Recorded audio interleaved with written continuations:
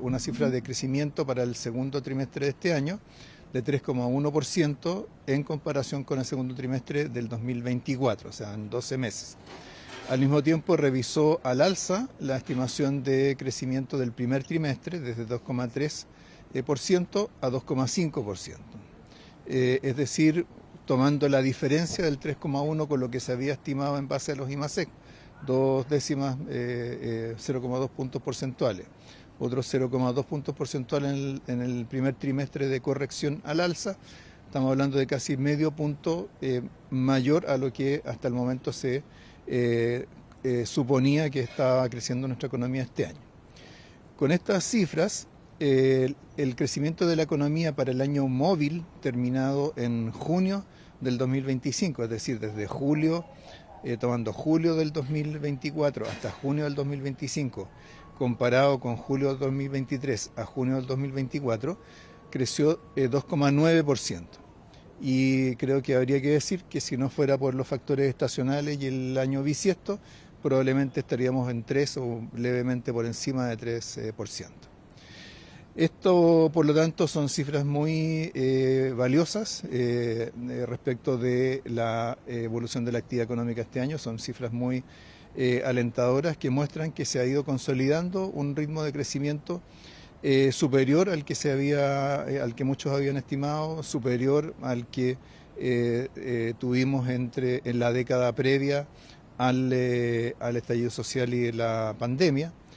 Y luego, cuando analizamos los componentes, lo que vemos es que la demanda interna está creciendo 5,8% en el segundo trimestre. Es una cifra bastante elevada, con una aceleración del consumo que pasa del consumo privado, que pasa de 2 a 3,1% entre el primero y el segundo trimestre. Y en el caso de la formación bruta de capital fijo, que es lo que uno asocia a la inversión, tenemos un crecimiento de 5,6%. En el primer trimestre habíamos tenido un 1,5%, con un crecimiento muy sustantivo de la importación de maquinaria y equipos, más de 11% de crecimiento en 12 meses, y la construcción también con cifras positivas, de tal manera de que el año móvil terminado en junio, por primera vez empezamos a ver cifras positivas para la construcción desde hace bastante tiempo. Si nos vamos a nivel de sectores, tenemos cifras sustantivas de crecimiento para la pesca, la agricultura, la minería, la industria manufacturera, el comercio, el turismo, y solamente hay cifras negativas para electricidad, gas y agua y administración pública, si mal no recuerdo. Todo eso en la medición en 12 meses. De tal manera de que, como habíamos adelantado, este año vamos a tener un crecimiento sostenido, mayor al que muchos habían estimado, pero sostenido sobre la base del dinamismo de las exportaciones y de la inversión. Y eso es muy importante porque, en el caso de las exportaciones, porque estamos en un periodo de mucha incertidumbre respecto al comercio mundial y vemos que nuestras exportaciones siguen evolucionando positivamente. Y en el caso de la inversión, porque es cierto, la inversión no solamente genera demanda interna, sino que genera capacidad productiva para seguir creciendo en el futuro. Así que creo que son cifras que tenemos que valorar y que nos indican que para este año, con nuestra proyección de 2,5%, que por el momento estaba por arriba de otras proyecciones de mercado, probablemente va a ser la más acertada. Y quizás haya que elevarlo un poquito en atención a estos datos. Eso le iba a preguntar, ministro, cómo ve o proyecta el segundo semestre, considerando que el factor externo se ha disipado un poco esa incertidumbre, y qué podría pasar de aquí a fin de año. Claro, se ha disipado la incertidumbre proveniente, digamos, de la volatilidad financiera o de las condiciones financieras externas, también del lado comercio. No necesariamente en términos de actividad mundial, particularmente actividad en Estados Unidos. Todavía está por verse, ¿cierto?, cuál va a ser el efecto de todos los aumentos arancelarios sobre la actividad en Estados Unidos. Pero en realidad con estas cifras esto nos coloca en un punto más alto para enfrentar cualquier contingencia en lo que resta del año. Lo que uno puede esperar es un tercer trimestre que sea también bastante positivo, El cuarto no lo va a hacer tanto en la comparación en 12 meses porque el cuarto del año pasado fue bastante sólido. Pero con eso, como digo, digamos, ya se va volviendo bastante seguro que crezcamos este año un 2,5% y quizás una décima o algo así ¿Eso más cuánto que esa podría estimación. corregir al alza? ¿Es probable que se corrija al alza la proyección? Vamos a revisar nuestra proyección, probablemente tengamos más modificaciones del lado de la demanda interna que del producto. Y bueno, demanda interna, como decía, significa inversión y significa consumo privado, consumo de los hogares y bienestar para la familia. ¿Y es mayor factibilidad para créditos también, ministro, esta situación o no tiene? Bueno, el crédito, yo diría que hasta el momento siempre ha habido mucha discusión sobre cuánto de la ralentización del crédito tiene que ver con baja demanda o con oferta restrictiva. Por el lado de la oferta, tuvimos recientemente, ¿cierto?, una baja de tasas del Banco Central, probablemente alguna otra antes de fin de año. Y por el lado de la demanda, claro, en la medida que se van abriendo más oportunidades de inversión, también la demanda va creciendo. Y a esto tenemos que agregar, en el caso del crédito hipotecario, el beneficio del subsidio a la tasa hipotecaria, que está operando, que ha generado una reactivación bastante importante en las ventas de viviendas, departamentos y casas durante las primeras semanas de vigencia de este subsidio.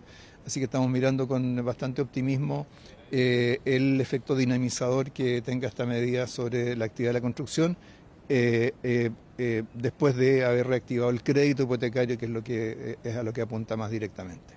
Ministro, sobre el proyecto de ley que busca declarar el 17 de septiembre como feriado, ¿qué le parece este argumento de que esa iniciativa podría potenciar el turismo y el comercio? Mire, en general los feriados siempre tienen un efecto más restrictivo del resto de los sectores que del comercio y el turismo, porque el comercio y el turismo es una fracción relativamente pequeña de toda la actividad económica, ¿eh? Así que yo creo que simplemente es cosa de ver el peso relativo de los sectores para darse cuenta que el efecto inevitablemente es negativo, ¿eh? Ahora, bueno, todos ustedes saben, porque lo hemos discutido muchas veces, ustedes mismos me han preguntado muchas veces por distintas propuestas de feriado, por lo menos nuestra posición.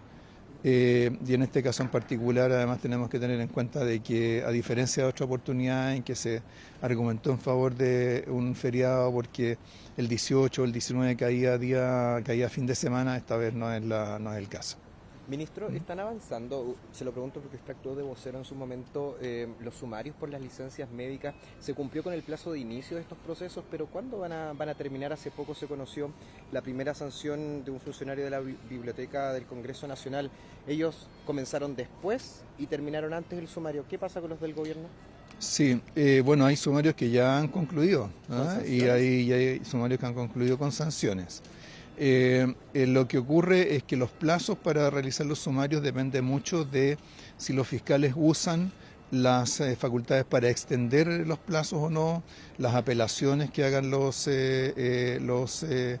funcionarios. Yo lo expliqué hace unos días atrás que si uno suma todos los plazos que contempla el Estatuto Administrativo con todas las extensiones, uno tiene una cifra que está más cercana a los 3-4 meses que a las pocas semanas. En esto hay que atenerse a lo que establece la ley.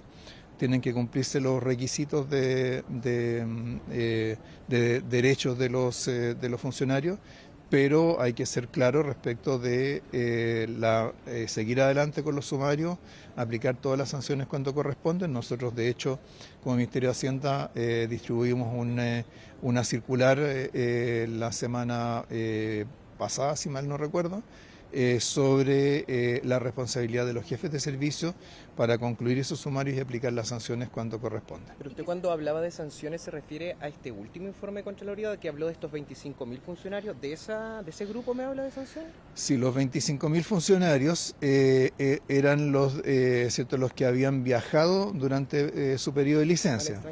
Claro, posteriormente han habido otros informes de Contraloría, uno referido a afiliados a Capredena y Dipreca, otros sobre ingresos a salas de juego, y hay otros que todavía están en camino. Sí. Esas sanciones que En- usted me menciona son de ese grupo. son del grupo de gobierno central, ¿Ya? de sumarios que se han iniciado por estas causales durante los últimos ¿Y meses. cuántas sanciones han aplicado ahí? ¿Y cuántas de esas han terminado, por ejemplo, en destitución? Sí, no tengo la cifra, pero todavía son cifras pequeñas, ¿ah? Porque todavía falta mucho o sea, hay muchos sumarios que todavía no han concluido. Tenemos que recordar además que en el caso de los viajes al extranjero, la Contraloría estableció en las instrucciones que entregó a los servicios que requerían un certificado de la Policía de Investigaciones sobre las salidas del país.